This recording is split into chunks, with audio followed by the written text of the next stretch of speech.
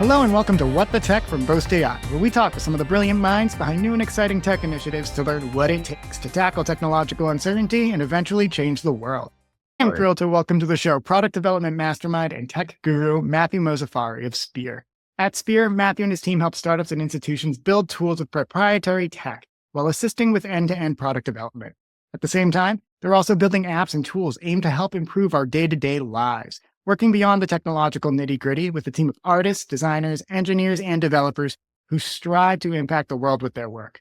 Along with establishing a standardized practice for software development for accreditation standards in North America and Europe, Mathew has led the expansion of Speer's technical practice and business markets to bring in over $2 million in revenue. But beyond his business credentials, Mathew has been a major voice in Canada's tech ecosystem, having traveled to 6 different countries for various competitions and having been selected as a top 30 developer under 30 in Canada. I'm thrilled to learn more about the work Mathew is doing in the space, the strategies for success to date, and what's in store for 2024. So, without further ado, welcome to the show, Mathew. Thank you so much. I appreciate the introduction. Very creative line, so thank you for that. Oh, I hope so. I strive to be the wordsmith here on the Boast team, but I'd love to hear your take on your background. From your words, how did you get into the space? How did you get your entrepreneurial spirit, and what made you want to work on cool tech? Yeah, that's a great question. From my perspective, I started by building a skill set. As cliche as that sounds, what you really need to do is find out what you're good at, and that's by teaching yourself how to learn. I attempted to learn about economics. I attempted to learn about finance, mathematics, sciences, technologies. And what really drew me to the technology sector was the fact that I consider myself a creative, but also an analytical individual. Because I enjoy things like cooking, painting, drawing, and creating things from scratch, it blended into the technical and analytical world that I come from. I discovered early on in 2012, 2013, that engineering, specifically in software, is the only sector in the world where you are only limited by your own creativity. If you are a hardware engineer and you're trying to build something to solve a problem and you don't have that resource, you quite literally cannot build that tool or that item. And you cannot benefit the world in the way you'd like to. It's not like you can go to Wakanda and get like adamantium or vibranium or whatever those resources are, right? You can't build that from scratch, but with engineering, you can make that impact immediately. So that level of responsibility tied to the imaginative experience that you need to have and that creative outlook you need to have is what really inspired me. To revisit your question, I built this organization and my skill set quite literally by learning about technology because I was inspired, because I became passionate. Hopefully that made sense. It absolutely does. And again, I love that you zeroed in on that creative plus analytical mindset that you have, but I think what it comes down to is you're a builder and a creator. I know it sounds like they're synonyms, but it is a little different. If you can have that creative vision, to your point about engineering being the only sector where you really need to rely on that creativity, you can build the world you want to see. If you don't have a tool to address a problem today, be creative. Think about how you can get there because engineering will unlock that for you. And I'm really, really happy that you actually drew that distinction between the hardware of it all and the software of it all, and just how you can really use your own ingenuity to make whatever goals you want come to reality. So that is super cool. I think we started teeing up on this, but talking about Speer specifically, could you tell me a little bit about what makes your team different than the other maybe creative or building or engineering houses that are out there and how you guys set yourselves apart? Yeah, that's a great question. And I don't get that frequently. What's very obvious is that in simple terms, Speer is a consulting firm, and we see that popping up everywhere. We see firms that consult in design, you see engineering firms, you see design agencies, you see engineering firms and agencies. It just isn't oversaturated for the standard person looking for services. But in my world, in your world, coming from an engineering space or a space where you're working with the digital world, you probably see that come up all the time. It's a great market to be in because it's A, very lucrative, but B, if you have some technical prowess, you're able to get in with a lower barrier to entry. What I would say is that we are distinguished not only due to the team that we have, but due to these skill sets. Now, those are very vague points. And I want to dig into those a bit deeper. The skill set that we have created isn't because our team has studied JavaScript. We understand building within a scope, being able to price accurately. While that's all very important in terms of transferable skill set, we have developed a process to allow engineers and designers to not only learn how to code or to design effectively, to process data and to experiment differently. And that's actually how we were able to, quote unquote, innovate. You see many firms throw around the words, hey, we're innovative. We're an innovative dev shop. We're an innovative hub. We're an innovative team. Like a lot of that, if I'm being frank, is they're buzzwords and it's just sound. For me, when I started my engineering skill set, I built one of my first applications, which got purchased and patented. And a part of it is luck, a part of it is accidental, but either way, going through those experiences allowed me to learn how to develop software, which can A, be protected, but to also build software that B, can be exposed to the external world, but have a black box, which is uniquely developed. And whether that's through an algorithm, whether that's through proprietary functions, that has allowed us to attract a demographic that is interested in not just building code or building software, but building software that is reliable, building software that can be protected, and building software that can have a competitive advantage in the market.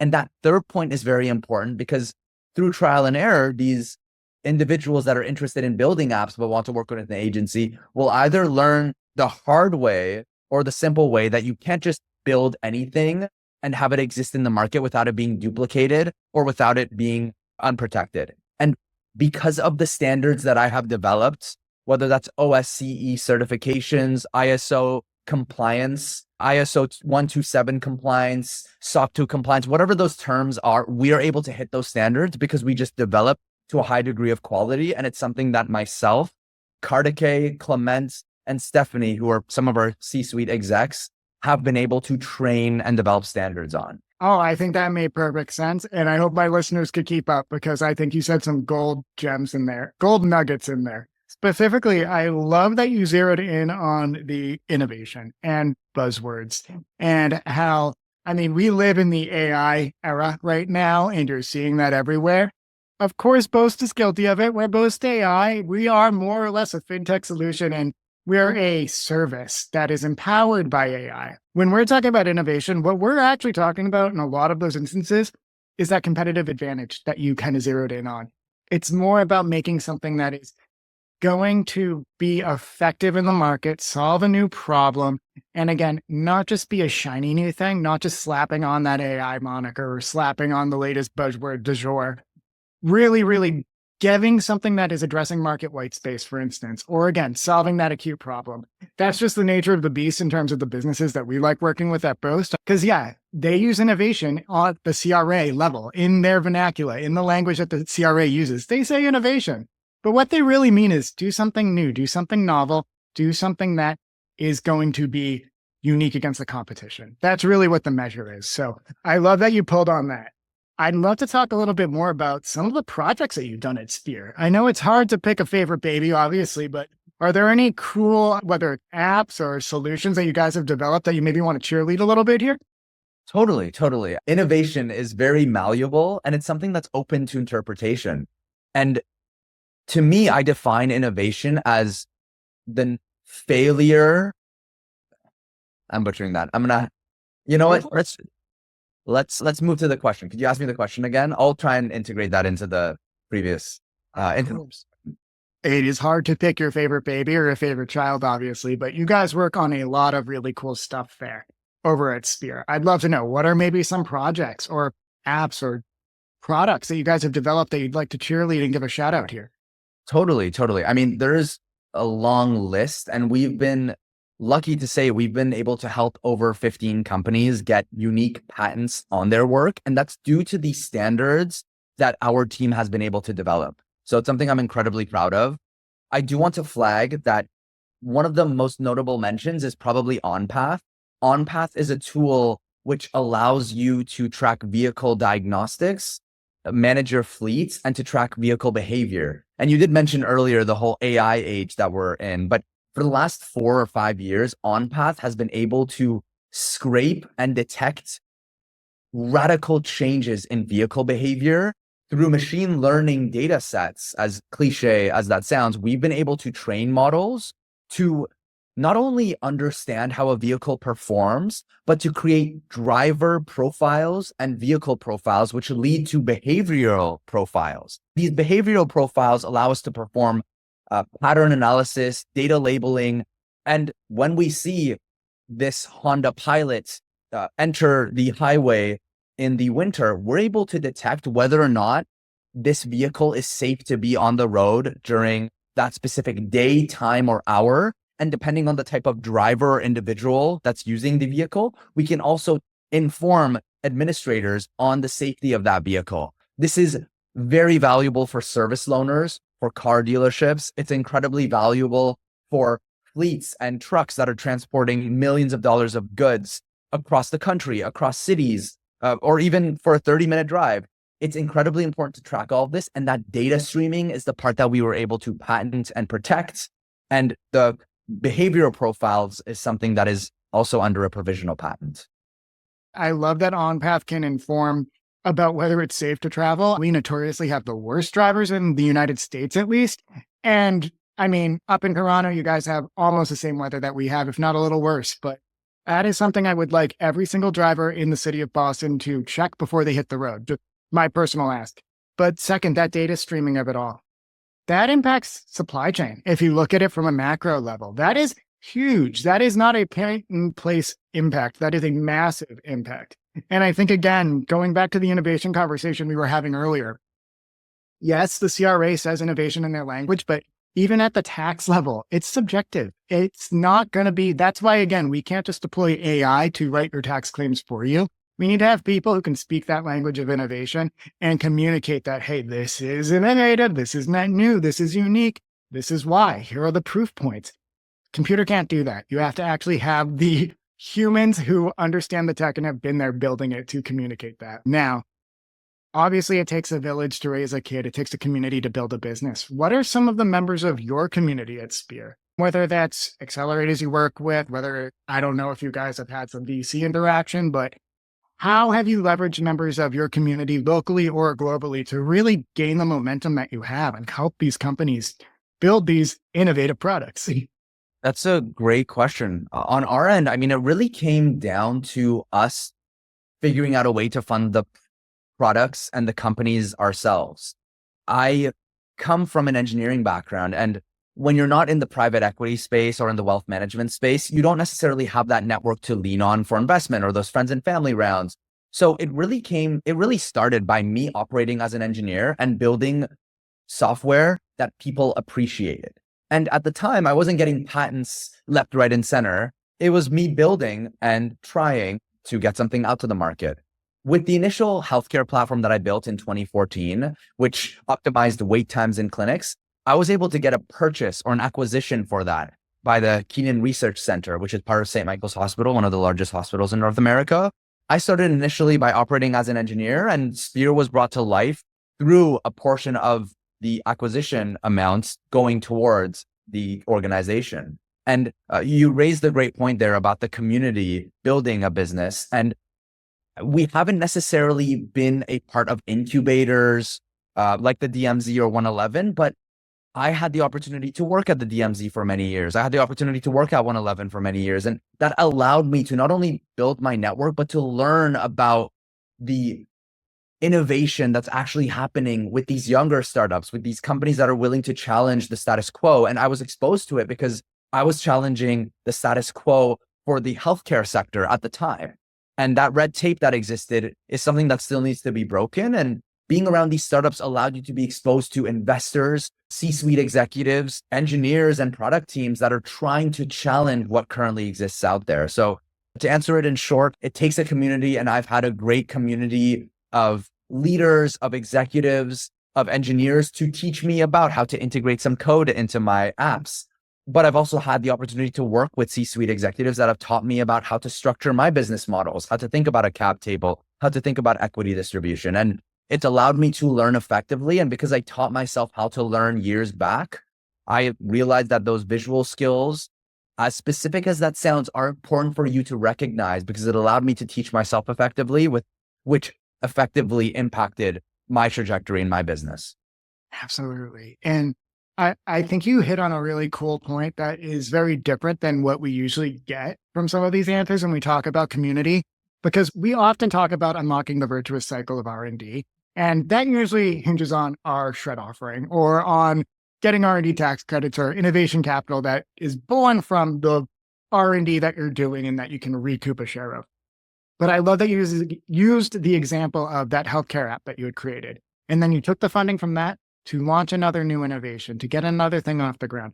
To be honest, that demonstrates to the larger community that you, as an individual, Mathew, are doing your due diligence, and that is somebody who's got their entrepreneurial mindset in the right place. So even if you didn't know out the gate how to build your cap table or how to make that capital strategy, you showed to members of the community that you have that spirit and that this is somebody they want to get into business with. So kudos to you on that one. I just think that's a really cool take on the larger entrepreneurial path that we don't really get a peek into. It's also great that you didn't try to hand over equity per se at an early stage on a lot of this. By retaining all of that, you get to tap into that creativity that you like. You get to build the solutions you want to build, and you get to remain proud and remain invested in a literal sense, but mentally too. It's still your baby and you're still able to see it go and grow. So I love all of that. And I love that different take that you gave us.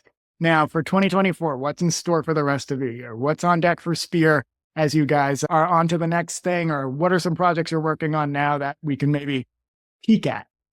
Yeah, that's a great question. I'm not as exposed to the day-to-day, but even if I was, I wouldn't be able to disclose exactly what innovation is happening. But right now, what I can say is that we are failing at a lot of initiatives. And that's a very positive statement, as odd as that sounds. When you fail, it tells you, it's a hint. It's the universe telling you to go into a different direction. A granular example, we're still working on data streaming, working with OBD2 devices, taking data from dummy breadboards and communicating that using cellular data. Those are some pieces of experimentation that is happening. It deals with GSM bands, with cell towers. That's a big initiative for us, the triangulation of locations. We are failing at that to a certain degree. And what that means is that when we're experimenting with cellular data and we can't seem to cache memory or we can't succeed at what we're trying to do, that's a hint that what we're doing is challenging what exists, which means we're challenging the status quo. But that's also a hint that we're hitting a roadblock. So we have to try something else. So that's why we try to fail fast. And when we fail fast, we're able to bounce back into a different direction. And we will inevitably hit a point of innovation. And that point of innovation won't be solving all of the world's problems for GSM bands and cell service. But what that is solving is us realizing that the other approaches weren't the right approach because they're not feasible. But this approach is the approach that makes sense. And we'll just keep iterating on that approach until that approach fails. And then we know to try a different approach. That's a big theme within our organization, which is to keep failing. Because as cliche as that sounds, that's the only way that you can figure out how to do the right thing.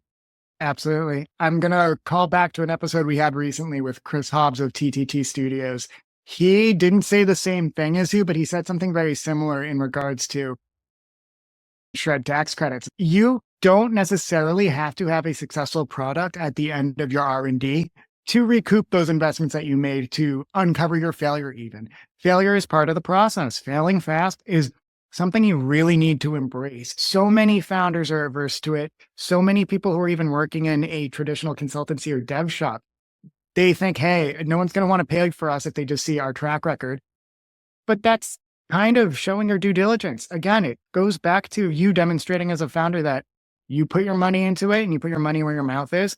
You guys are going to keep iterating. You're going to fail fast, but failure is, I think, learning. You taught yourself how to learn and be creative and to really have that entrepreneurial spirit. So I think that is all beautiful. And now I'd love to know, for our founders listening, what's some sage wisdom you would give to somebody looking to get into the entrepreneur game in 2024?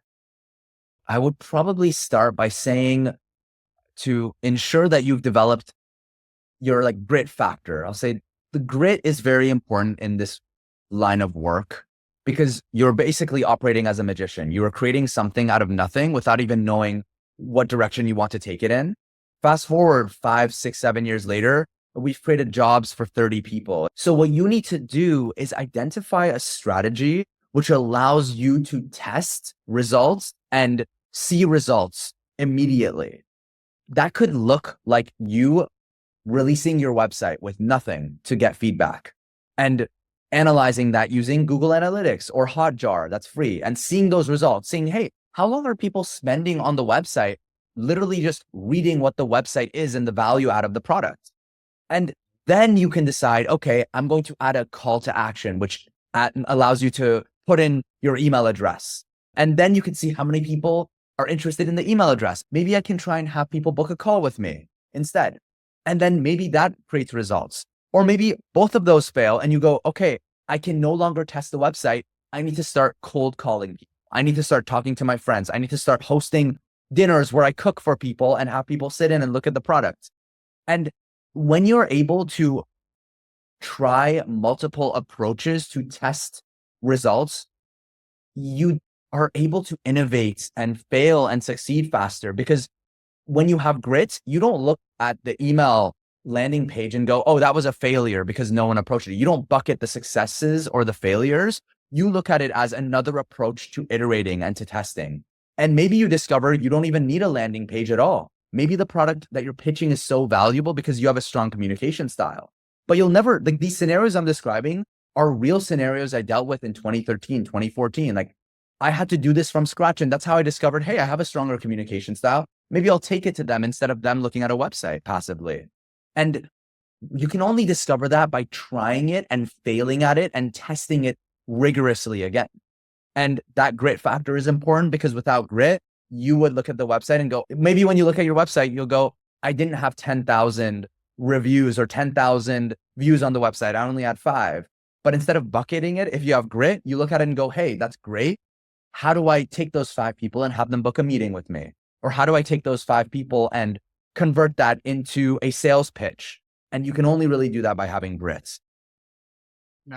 I love it. Get your grit factor up. And I think without saying it, you alluded to it, measure, analyze, and then act on it. Move quickly. If it's not working, try the next thing. That doesn't work. Don't sit on your haunches just because iteration seems like a lot of work. That's the point. You got to put the work in. One point I want to really touch on regarding innovation, and I mentioned it earlier, how it's like that feedback loop, which is you failing and gives you a hint on how to progress further.